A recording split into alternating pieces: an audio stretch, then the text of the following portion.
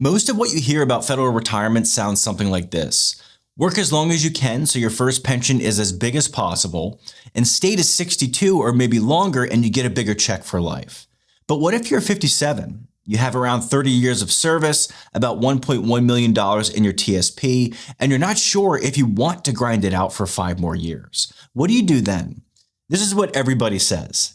Just keep working. Your high 3 goes up, your years of service go up, and your pension multiplier jumps from 1% to 1.1%. In the real case I'm about to show you today, that's about $2,060 more every month for the rest of your life.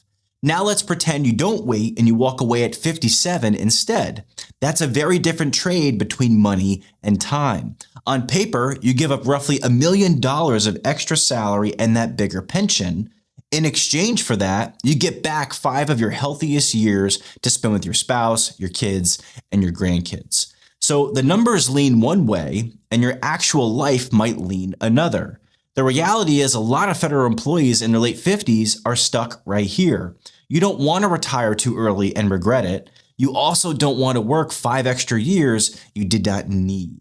So today we're going to walk through a real example of this exact situation step by step. So by the end of this video, you will know how to compare retiring at 57 to working to 62 using your own numbers and make this decision with a lot more confidence. So let's get into it. Let's start with how the pension is even calculated, because this is the whole reason people think about working longer.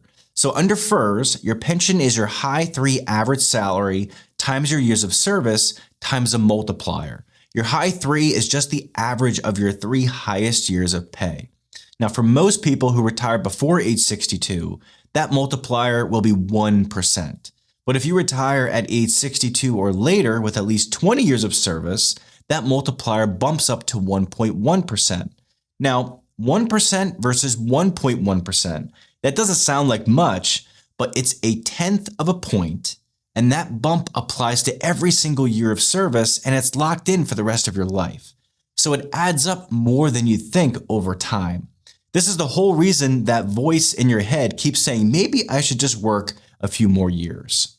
So let me show you what that looks like with real numbers. I'll keep this person anonymous, so I'm just going to call her Lisa. She is 57 with about 33 and a half years of service and around $1.1 million in her TSP. Here is path A. If Lisa retires at the end of this year at age 57, her high 3 is about $203,000 times 33 and a half years times that 1% multiplier. That comes out to about $5,716 a month for life. That's $68,592 a year. And because she's retiring at her MRA with more than 30 years in, she also qualifies for something called the Special Retirement Supplement. That's the extra payment that bridges the gap until Social Security can start. And for Lisa, it's about $2,238 a month until she turns 62. Now here's path B. If Lisa works to 62, her high 3 grows to about $219,000. She's got 5 more years of service, and she gets that 1.1% multiplier. Her pension jumps to about $7,775 a month, so that's $93,300 a year. So the difference between retiring at 57 and working to 62 is about $2,060 more a month every month for the rest of her life. So that's almost $25,000 a year. So when you see a number like that, your gut says, well, I have to work to age 62. But let's actually run this out. On pure pension math, waiting until 62 pays for itself if Lisa lives past about age 76. Meaning, she gives up 5 years of collecting that smaller pension now, and it takes until around 76 for the bigger pension to catch up and pass it.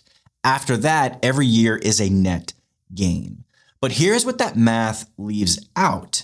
If Lisa works those 5 extra years, she also earns roughly $1 million in additional salary she wouldn't have earned otherwise. Plus 5 more years of TSP contributions, the employer match, and 5 more years of growth on the balance she already has. So I'll be honest with you, on paper, the numbers usually lean toward working longer. Now, here's the part I think matters most, and it's the part a spreadsheet can't answer for you. This isn't really a money decision here. Based on her plan, Lisa can afford to retire at 57. The real question is, what is another 5 years of your life worth, given how the job feels right now? And I found this is where most people actually get stuck. Maybe you're burnt out. Maybe the feeling at work isn't the same after some big reorganization has taken place. Maybe your spouse or your parents are dealing with health issues, or you've got grandkids you want to travel with while you've still got the energy to keep up. For Lisa, working to 62 means 5 more years at her agency in a role she's finding pretty stressful. It means giving up some of the earliest, healthiest years of her retirement. And it means less time with John before he's also retired and ready to go. So I've seen people work an extra 5, 7, even 10 years just to reach a higher monthly number. And then by the time they finally retire, their health has slipped to the point where they can't do the things they always pictured themselves doing. That's the trade nobody puts on the spreadsheet, right? So the real question is, given how your job feels right now, are those 5 years better spent at the agency or with the people you care about most? Now, there is also a middle path I like to put on the table here, because this isn't an all or nothing decision. If you're torn between the math that leans toward working to age 62, but your gut says you don't want to work that long and would prefer age 57, retiring somewhere in the middle between like 60 can be worth running the numbers on. Now, you give up the 1.1% bump, but you also shorten the timeline and having to deal with work by a couple of years, and you still get 3 more years of salary and growth in your TSP.